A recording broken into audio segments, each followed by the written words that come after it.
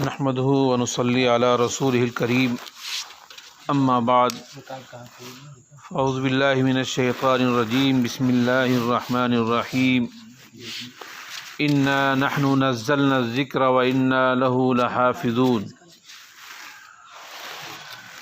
صدق اللہ العظیم۔ میرے محترم بزرگوں اور دینی بھائیوں،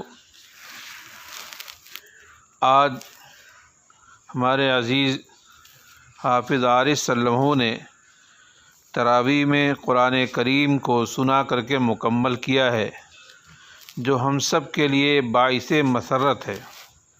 اللہ تعالیٰ ان کو علوم اسلامیہ کے اندر اور علوم عصریہ کے اندر اور تمام علوم کا جامع اور مکمل بنائے۔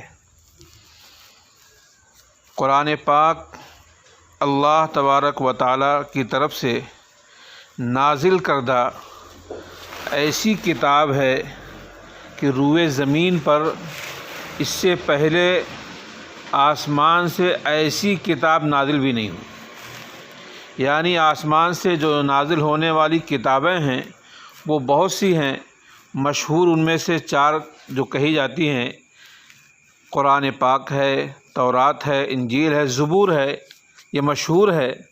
لیکن ان تمام کتابوں میں بھی کلام پاک کی جو خصوصیت ہے وہ خصوصیت کسی دوسری کتاب کی نہیں ہے۔ پہلی بات تو یہ کہ ساری کتابیں جو ہیں، چاہے تورات ہو یا زبور ہو یا انجیل ہو یا دوسرے صحیفے ہوں جو انبیاء کرام علیہم الصلاۃ والسلام کو عطا فرمائے گئے ہیں، یہ سارے صحیفے ایک ساتھ دے دیے جاتے تھے۔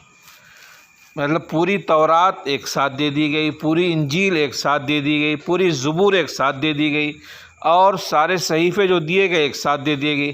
لیکن قرآن پاک کو اللہ تعالیٰ نے 23 سال میں نازل فرمایا تھا۔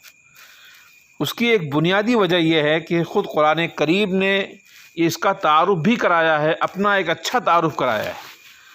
اللہ تعالیٰ ارشاد فرماتے ہیں کہ لو انزلنا ھذا القرآن علی جبل لرأیتہ خاشعا متصدعا من خشیۃ اللہ، اگر ہم اس قرآن پاک کو پہاڑ پر نازل کر دیتے تو یہ پہاڑ اس کلام کے ثقل اور خشیت الہی کی بنا پر یہ پہاڑ ریزے ریزے ہو جاتا۔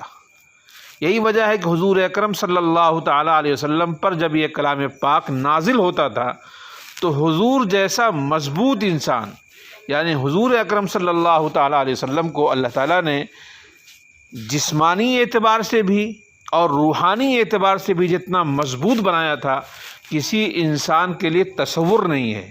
ہمارے آقا صلی اللہ تعالیٰ علیہ وسلم کے پاس ایک مرتبہ رکانہ پہلوان آیا اور وہ کہنے لگا کہ ہم ایمان لائیں گے اس وقت جب کہ آپ ہم کو پچھاڑ دیجیے۔ پہلے تو آقا صلی اللہ تعالیٰ علیہ وسلم نے اس کو سمجھانا چاہا کہ نہیں بھائی، اس کا تعلق کوئی پہلوانی سے نہیں ہے، لیکن جب وہ بہت زیادہ ضد کیا تو حضور نے اس کو پکڑا اور اٹھا کر کے ایسے ہی نچا کر رکھ دیا جیسے کسی پرندے کو اٹھا کے رکھ دیا جائے۔ جب حضور نے اس کو اٹھا کے رکھا ہے تو وہ بالکل خبط الحواس ہو گیا۔ وہ کہہ رہا ہے کہ لگتا ہے کہ میں خواب دیکھ رہا تھا، مجھ کو یقین نہیں آ رہا، دوبارہ ایسا کرو تو پھر میں ایمان لاؤں گا۔ حضور نے پھر اس کو پکڑا، پھر جیسے ایک پرندے کو اٹھا کے رکھ دیا جاتا ہے پھر ویسے ہی اٹھا کے رکھ دیا۔ اصل بات یہ ہے کہ وہ پہلوان تو ضرور ہے، لیکن وہ پہلوان عام انسانوں کے اعتبار سے ہے، اور رسول اللہ صلی اللہ تعالیٰ علیہ وسلم چونکہ نبی ہیں اور رسول ہیں، لہذا حضور کو 40 تندرست اور جوان مردوں کی جو طاقت ہوتی ہے وہ طاقت رسول اللہ صلی اللہ علیہ وسلم کو تنہا دی۔ لہذا حضور علیہ الصلوۃ والسلام سے زیادہ قوت کے، ظاہری قوت کے اعتبار سے بھی تصور نہیں ہو سکتا۔ اسی لیے عام صحابی ہیں جو بھوک سے بیچارے پریشان ہو جا رہے ہیں، پیٹ پہ ایک ایک پتھر باندھے ہوئے ہیں اور شکایت لے کر کے رسول اللہ صلی اللہ علیہ وسلم کے پاس جاتے ہیں، حضور نے اپنا کپڑا اٹھا کر دکھایا تو آپ کے پیٹ پہ 2 پتھر باندھے گئے۔ ہر قوت کے اعتبار سے اللہ تعالیٰ نے جناب نبی کریم صلی اللہ تعالیٰ علیہ وسلم کو بہت کامل اور مکمل بنایا تھا، لیکن کلام پاک جب نازل ہونے لگتا تھا تو ایسا مضبوط انسان بھی روایتوں میں آتا ہے کہ آپ کی پیشانی سے پسینہ چھوٹنے لگتا تھا، سخت جاڑے کے موسم میں بھی آپ کی پیشانی سے پسینہ چھوٹنے لگتا۔ ایک صحابی فرماتے ہیں کہ حضور اپنا سر اقدس میرے زانوں پہ رکھ کے آرام فرما رہے تھے، اچانک چہرے کا رنگ بدلا اور ایسا لگا کہ جیسے وحی نازل ہونے والی ہے۔ تو فرماتے ہیں وہ صحابی کہ آپ کے سر اقدس کا وزن اتنا بڑھتا رہا، ایسا لگا کہ اگر میں اپنا زانو نہیں کھینچتا ہوں تو میرے زانوں کی ہڈی چور چور ہو کے رہ جائے گی۔ بہت مضبوط تندرست اونٹنی پر آپ سوار ہوتے، لیکن یہ کلام جب نازل ہونے لگتا تو وہ اونٹنی بیٹھ جاتی تھی اور وہ آپ کے بوجھ کو برداشت نہیں کر سکتی تھی۔ یہ اللہ کی طرف سے بہت بڑا معجزہ ہے کہ اللہ تعالیٰ ایسے بے گناہ چھوٹے چھوٹے بچوں کے سینوں میں قرآن کریم کو نازل کر دیتا ہے، داخل کر دیتا ہے۔ قرآن کریم ان کے سینوں میں داخل ہو گیا۔ بہت سے ایسے بچے جو بیچارے ابھی سن بلوغ کو بھی نہیں پہنچے ہیں اور قرآن کریم ان کے سینے میں آ گیا ہے۔ میں آپ کو صحیح بتاتا ہوں، ایک خصوصیت تو قرآن کریم کی ایک یہ بھی ہے کہ اس کتاب کے علاوہ دنیا میں کوئی کتاب نہیں ہے، چاہے وہ آسمانی کتابوں کو دیکھ لیا جائے، جس کا کوئی A to Z یعنی شروع سے آخر تک کا جس کا کوئی حافظ آپ کو مل جائے۔ انجیل کے ماننے والے مسلمانوں سے کہیں زیادہ ہیں، عیسائی بہت زیادہ دنیا میں ہیں، لیکن پوری دنیا میں چیلنج ہے، کوئی ایک عیسائی ایسا نہیں ہو سکتا جس کے بارے میں یہ معلوم ہو جائے کہ یہ عیسائی پورے انجیل کا حافظ ہے۔ یہودی بھی ایک خاصی تعداد میں ہیں، پورا اسرائیل ان کا ہے، لیکن پوری دنیا میں کوئی یہودی ایسا نہیں ملے گا جو یہ بتا دے کہ تورات کہاں کے ہم حافظ ہیں۔ ایسے کسی بھی دنیا کی کتاب میں کوئی کتاب ایسی نہیں ہے جس کو کا کوئی حافظ مل جائے اور وہ حافظ پوری کتاب کو سنا سکے۔ ایک جگہ ایک مرتبہ ایک عیسائیوں نے ایک بہت بڑا پروگرام کیا، تو مختلف مذاہب کے لوگوں کو دعوت دیا، اس میں مسلمانوں کو بھی دعوت دیا اور کچھ علماء کو بھی دعوت دیا۔ کس بات کا وہ جشن منا رہے تھے؟ وہ اس بات کا جشن منا رہے تھے کہ انجیل کے کچھ چیپٹرز کو کچھ طلباء نے زبانی یاد کر لیا تھا۔ آپ سمجھیے کہ کچھ مضمون کو وہ ایک چاہے آدھا پارہ کے برابر رہا ہو یا کچھ اور کم رہا ہو، زیادہ رہا ہو، بہرحال کچھ چیپٹرز کو زبانی یاد کر لیا تھا۔ اس کی بنا پر عیسائی مذہب کے لوگ خوشی منا رہے تھے۔ تو ایک مولانا گئے، تو وہ قاعدے سے دعوت نامہ تو نہیں پڑھ سکے تھے بیچارے، گئے پوچھا بھائی یہ جشن کس بنا پہ آپ لوگ منا رہے ہیں؟ کہا کہ ہمارے کچھ بچوں نے چیپٹرز کو زبانی یاد کر لیا، جو انجیل کا چیپٹر۔ کہا اچھا؟ کہا کہ یہاں قریب میں کوئی مدرسہ ہے؟ لوگوں نے بتایا کہ ہاں قریب میں فلاں جگہ مدرسہ ہے۔ کہا میں ابھی آتا ہوں۔ وہ گئے اور جانے کے بعد وہاں کے مدرسے کے ذمہ دار سے کہا کہ بھائی ہم کو 2-3 حافظ دے دیجیے۔ چھوٹے چھوٹے بچے جو قرآن کریم کے حافظ تھے ان کو دے دیا گیا۔ اور جب عیسائی بہت خوشی منا رہے تھے کہ یہ ہمارے بچے نے خوب واہوائی ہو رہی ہے، لوگ تعریف کر رہے ہیں، تو مولانا نے کھڑے ہو کے کہا کہ اس بچے نے آپ کے اتنا جشن آپ لوگ منا رہے ہیں، ایک چیپٹر سے یاد کیا ہے، یہ ہمارے جو بچے ہیں یہ پورا قرآن ان کے سینے میں ہے۔ جب یہ لفظ کہا ہے تو عیسائی دنیا جو وہاں بیٹھی ہوئی تھی وہ بالکل اچنبھے میں پڑ گیا، اچھا پورا قرآن ان کو یاد ہے۔ میرے بھائی اور بزرگوں، یہ اللہ کا کرم ہے، اللہ کا احسان ہے، ورنہ پوری کتاب یاد کرنا کوئی آسان کام نہیں ہے۔ اللہ کی طرف سے اگر انعام نہ ہو تو بندہ قرآن کریم کو حفظ کر لے، یہ کوئی آسان بات نہیں۔ دیکھیے اللہ تعالیٰ نے چونکہ قرآن کریم کی حفاظت کی ذمہ داری لی ہے کہ ہم اس کی حفاظت کریں گے۔ اللہ نے جب حفاظت کی ذمہ داری لی تو اللہ تعالیٰ نے ایسے ایسے لوگوں کو کھڑا کر دیا یا اس کی حفاظت کے لیے کام میں لگا دیا۔ ظاہر سی بات ہے جبریل علیہ السلام تو آئیں گے نہیں دنیا میں وہ قرآن کی حفاظت کرنے کے لیے، اللہ کو حفاظت کرانا ہے انہی بندوں سے۔ ایسے بندوں کو کھڑا کر دیا، ایسے چھوٹے چھوٹے بچوں کو کھڑا کر دیا کہ جو بچے بیچارے یہ سمجھ بھی نہیں پا رہے کہ ہم قرآن کی حفاظت کر رہے ہیں، ان کے دماغ میں یہ بات بھی نہیں کہ ہم قرآن کی، وہ تو سمجھ رہے ہیں کہ ہم کو سبق سنانا ہے، ہم کو آموختہ سنانا ہے، ہم کو سبق پارہ سنانا ہے، ہم کو فلاں سنانا ہے، وہ تو اسی میں مگن ہے، لیکن قرآن کی اللہ حفاظت ان کے ذریعے سے کرا رہا ہے۔ میں آپ کو ایک واقعہ سنا کر کے اپنی بات کو ختم کرتا ہوں اور دعا ہوگی انشاءاللہ۔ دیکھیے ہندوستان میں انگریزوں کے دور میں ایک دور آیا ہے کہ قرآن کریم کو جلانے کا حکم دے دیا تھا۔ اس کی وجہ یہ ہوئی تھی کہ برطانیہ کی پارلیمنٹ میں یہ بات پاس ہوئی کہ مسلمانوں پر ہم لوگ غالب نہیں آ پا رہے ہیں۔ کیا وجہ ہے کہ ہم تھوڑا سا غالب آتے ہیں جب تک مسلمان پھر ہم پر حملہ کر دیتے ہیں۔ تو ایک بہت بڑے پرانے پادری نے ایک جملہ کہا کہ جب تک مسلمانوں کے پاس قرآن کریم رہے گا تم غالب نہیں آ سکتے ہو۔ اگر مسلمانوں پر فتح پانا ہے تو قرآن کریم یہاں سے ہٹا دو اور ان کے گھروں سے نکال کر کے آگ لگا دو کہ وہ قرآن دیکھیں ہی نہ۔ کہا کوئی بات نہیں ہے۔ باقاعدہ وائسرائے ہند نے اعلان کر دیا کہ پورے ہندوستان سے قرآن کو نکال کر کے آگ لگا دی جائے۔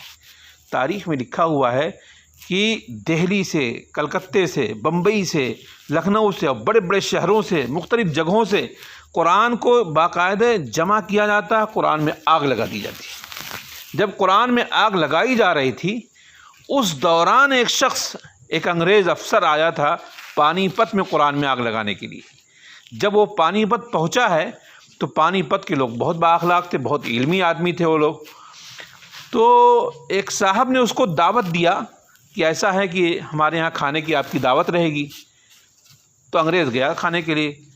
تو کھانا کھلانے کے بعد انہوں نے کہا کہ ہمارے یہاں کا ایک ضابطہ اور دستور ہے کہ جب کوئی مہمان آتا ہے تو اس کو ہم قرآن بھی سنواتے ہیں، تو کیا آپ بھی قرآن سنیں گے؟ کہا سن لوں گا، لیکن میں جس کام کے لیے آیا ہوں وہ کام کر کے جاؤں گا، یعنی میں قرآن کو جلانے کے لیے آیا ہوں تو قرآن کو جلا کے جاؤں گا۔ انہوں نے کہا کہ ہم کوئی آپ سے منت سماجت اور ہاتھ جوڑنے کے لیے نہیں آئے ہیں، بلکہ آپ سے ایک بات کہہ رہے ہیں کہ ہمارے یہاں کا دستور ہے جب کوئی آتا ہے تو اس کو قرآن سناتے ہیں، تو آپ کو سننا تو سن لیجیے۔ کہا نہیں سنیں گے۔ 3-4 بچوں کو، چھوٹے چھوٹے بچوں کو انہوں نے لا کے رکھ دیا، میں کہ بچے آؤ تم قرآن سنا دو۔ ایک بچہ قرآن پڑھتا جا رہا تھا، اور ایک پاؤ پڑھ لیا، آدھا پارا پڑھ لیا، پڑھتا جا رہا ہے بالکل۔ تو انگریز افسر کو تو یقین ہی نہیں آ رہا تھا کہ یہ بچہ زبانی اور صحیح پڑھ رہا ہے۔ اس نے اندازہ کرنے کے لیے، کہ آزمانے کے لیے ٹوکنا شروع کیا۔ کہا کہ بیٹے تم قرآن غلط پڑھ رہے ہو، صحیح نہیں پڑھ رہے ہو، اس میں تم بھول رہے ہو۔ تو اس نے، وہ تو پڑھتا رہا اپنا۔ دوسرا بچہ بیٹھا تھا، وہ کھڑا ہو گیا، کہا کہ آپ قرآن غلط ٹوک رہے ہیں، میرا بھائی صحیح پڑھ رہا ہے۔ تیسرا کھڑا ہو گیا، کہا کہ آپ قرآن غلط ٹوک رہے ہیں، میرا بھائی صحیح پڑھ رہا ہے، آپ کو نہیں معلوم ہے قرآن کریم۔ جب اس نے یہ دیکھا یہ ماحول، بس وہ کھانا کھانے کے بعد فارغ ہوا قرآن سننے کے بعد، کہا کہ اب ہم دہلی جا رہے ہیں۔ لوگوں نے پوچھا کیا بات ہے، دہلی کیوں جا رہے ہو؟ کیا جس کام کے لیے آئے تھے؟ کہا نہیں، ہم جا کے وائسرائے ہند سے، جو اس زمانے کا وزیر اعظم ہوتا تھا، کہا کہ ہم جا کر اس سے کہیں گے کہ آپ قرآن جلانے کا نظام بند کیجئے، اس لیے کہ قرآن کو آپ مسجدوں سے، قرآن کو آپ مدرسوں سے، قرآن کو آپ خانقاہوں سے نکال کر کے آگ لگا سکتے ہیں، گھروں سے نکال کر کے آگ لگا سکتے ہیں، لیکن یہ لاکھوں کروڑوں انسانوں کے دلوں میں اللہ کا جو کلام ہے، دنیا کی کون سی طاقت ہے جو آگ لگا دے گی؟ اور آپ کی آگ لگانے کا اثر کیا پہنچے گا؟ آج آپ آگ لگائیں گے، کل ایک چھوٹا سا بچہ کھڑا ہوگا پورا قرآن لکھوا دے گا۔ اور اس زمانے میں آپ کو بتاؤں کہ پانی پت کی صورتحال جو تھی دینی اعتبار سے اور علمی اعتبار سے، پانی پت بہت مشہور جگہ ہیں، وہاں کے بہت بڑے مفسر گزرے ہیں، قاضی ثناء اللہ پانی پتی رحمۃ اللہ علیہ، جنہوں نے کتاب لکھا ہے تفسیر کی، تفسیر مظہری کے نام سے، بہت زبردست قسم کی تفسیر ہے، اور اس کتاب کا نام انہوں نے اپنے شیخ اور پیر کے نام کی طرف منسوب کیا ہے، کیونکہ مرزا مظہر جانے جانا شہید کے وہ مرید تھے، اسی لیے اس کتاب کا نام رکھا ہے تفسیر مظہری۔